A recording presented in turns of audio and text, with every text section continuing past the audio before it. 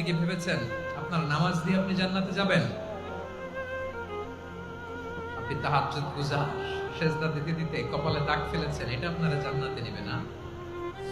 আপনি এলাকার সবচেয়ে বড় হাতেম তাই দানশীল, এই দানের ভরসায় বসে আছেন।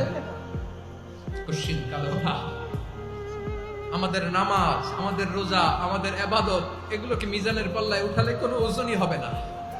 তবে আমাদের একটা কৌশল জানা আছে, আমরা আল্লাহর রহমতের ভিখারি।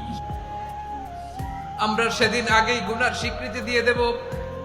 আমরা বলবো, আল্লাহ তুমি প্রশ্ন করার আগে তোমার একটা কথা বলি, আমারে কিছু জিজ্ঞেস করো না, আমি সব করেছি। এমন কোন পাপ নাই যে পাপ আমারে দিয়ে হয় নাই। তোমার রহমত দিয়ে তুমি জান্নাতে পাঠাবা, তোমার দয়ায় জান্নাতে যেতে চাই, আমল দিয়ে না। পারবেন বলতে? কিয়ামতের দিন আমরা বলবো, আল্লাহ আমার আমল